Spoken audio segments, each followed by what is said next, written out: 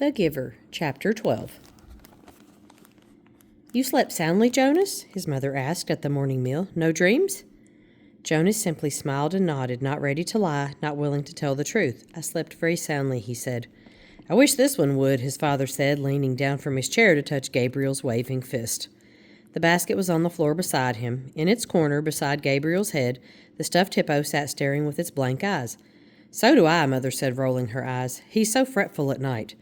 Jonas had not heard the new child during the night because, as always, he had slept soundly, but it was not true that he had no dreams. Again and again, as he slept, he had slid down that snow-covered hill. Always, in the dream, it seemed as if there was a destination, a something, he could not grasp what, that lay beyond the place where the thickness of snow brought the sled to a stop. He was left, upon awakening, with the feeling that he wanted, even somehow needed, to reach the something that waited in the distance. The feeling that it was good, that it was welcoming, that it was significant. But he did not know how to get there. He tried to shed the leftover dream, gathering his schoolwork and preparing for the day. School seemed a little different today. The classes were the same: language and communications, commerce and industry, science and technology, civil procedures and government. But during the breaks for recreation periods and the midday meal, the other new 12s were abuzz with descriptions of their first day of training. Excuse me. All of them talked at once, interrupting each other, hastily making the required apology for interrupting, then forgetting again in the excitement of describing the new experiences. Jonas listened. He was very aware of his own admonition not to discuss his training. But it would have been impossible anyway. There was no way to describe to his friends what he had experienced there in the annex room. How could you describe a sled without describing a hill and snow? And how could you describe a hill and snow to someone who had never felt height or wind or that feathery magical cold? Even trained for years, as they all had been in precision of language, what words could you use which would give another the experience of sunshine? So it was easy for Jonas to be still and to listen. After school hours, he rode again beside Fiona to the house of the old. "I looked for you yesterday," she told him, "so we could ride home together. Your bike was still there, and I waited for a little while, but it was getting late, so I went on home." "I apologize for making you wait," Jonas said. "I accept your apology," she replied automatically. "I stayed a little longer than I expected," Jonas explained. She pedaled forward silently, and he knew that she expected him to tell her why. She expected him to describe his first day of training, but to ask would have fallen into the category of rudeness. "You've been doing so many volunteer hours with the old," Jonas said, changing the subject. "There won't be much that you don't already know." "Oh, there's lots to learn," Fiona replied. "There's administrative work and the dietary rules and punishment for disobedience. Did you know that they use a discipline wand on the old, the same as for small children? And there's occupational therapy and recreational activities and medications, and..." They reached the building and braked their bikes. "I really think I'll like it better than school," Fiona confessed. "Me too," Jonas agreed, wheeling his bike into its place. She waited for a second again, as if again she expected him to go on. Then she looked at her watch, waved, and hurried toward the entrance. Jonas stood for a moment beside his bike, startled. It had happened again, the thing that he thought of now as seeing beyond. This time it had been Fiona who had undergone that fleeting, indescribable change. As he looked up and toward her going through the door, it happened. She changed. Actually, Jonas thought, trying to recreate it in his mind, it wasn't Fiona in her entirety. It seemed to be just her hair, and just for that flickering instant. He ran through it in his mind. It was clearly beginning to happen more often. First, the apple a few weeks before. The next time had been the faces in the audience at the auditorium. Just 2 days ago. Now, today, Fiona's hair. Frowning, Jonas walked toward the annex. "I will ask the giver," he decided. The old man looked up smiling when Jonas entered the room. He was already seated beside the bed, and he seemed more energetic today, slightly renewed, and glad to see Jonas. "Welcome," he said. "We must get started. You're 1 minute late." "I apologize," Jonas began, and then stopped, flustered, remembering there were to be no apologies. He removed his tunic and went to the bed.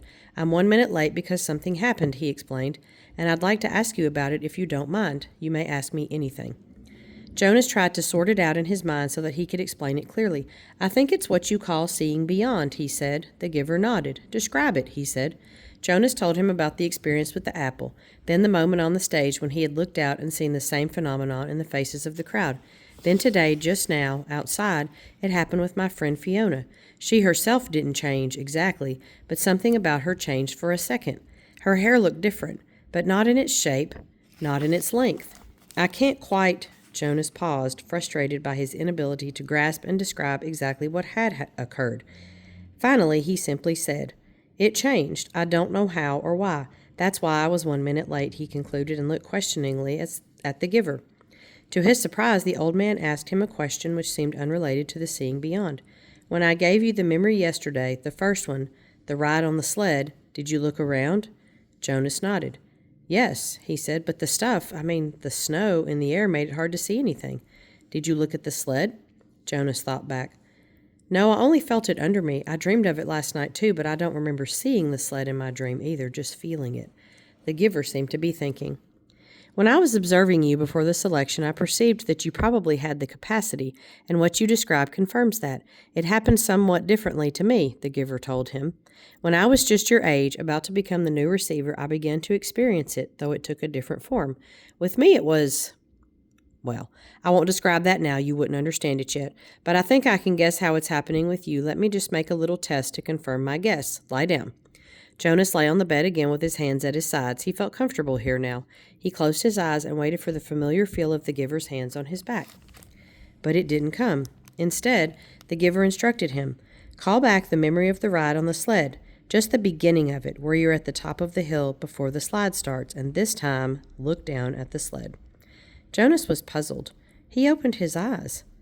"Excuse me?" he asked politely. "But don't you have to give me the memory? It's your memory now. It's not mine to experience any longer. I gave it away." "But how can I call it back?" "You can remember last year, or the year that you were a 7 or a 5, can't you?" "Of course. It's much the same. Everyone in the community has one-generation memories like those, but now you will be able to go back farther. Try. Just concentrate." Jonas closed his eyes again. He took a deep breath and sought the sled and the hill and the snow in his consciousness. There they were, with no effort. He was again sitting in that whirling world of snowflakes atop the hill. Jonas grinned with delight and blew his own steamy breath into view. Then, as he had been instructed, he looked down. He saw in his own hands, furred again with snow, holding the rope. He saw his legs and moved them aside for a glimpse of the sled beneath. Dumbfounded, he stared at it. This time it was not a fleeting impression. This time the sled had, and continued to have as he blinked and stared at it again, that same mysterious quality that the apple had had so briefly. And Fiona's hair. The sled did not change. It simply was whatever the thing was. Jonas opened his eyes and was still on the bed. The giver was watching him curiously. "Yes," Jonas said slowly, "I saw it in the sled. Let me try one more thing. Look over there to the bookcase. Do you see the very top row of books, the ones behind the table on the top shelf?" Jonas sought them with his eyes. He stared at them, and they changed, but the change was fleeting. It slipped away the next instant. "It happened," Jonas said. "It happened to the books, but it went away again." "I'm right then," the giver said. "You're beginning to see the color red." "The what?" The giver sighed. How to explain this? Once, back in the time of the memories, everything had a shape and size the way things still do, but they also had a quality called color. There were a lot of colors, and one of them was called red. That's the one you are starting to see. Your friend Fiona has red hair. Quite distinctive, actually. I've noticed it before. When you mentioned Fiona's hair, it was the clue that told me you were probably beginning to see the color red." "And the faces of people? The ones I saw at the ceremony?" The giver shook his head. "No, flesh isn't red, but it has red tones in it. There was a time, actually, you'll see this in the memories later, when flesh was many different colors. That was before we went to sameness. Today, flesh is all the same, and what you saw was the red tones. Probably when you saw the faces take on color, it wasn't as deep or vibrant as the apple, or your friend's hair." The giver chuckled suddenly. "We've never completely mastered sameness. I suppose the genetic scientists are still hard at work trying to work the kinks out. Hair like Fiona's must drive them crazy." Jonas listened, trying hard to comprehend. "And the sled," he said, "it had that same thing, the color red? But it didn't change, giver, it just was."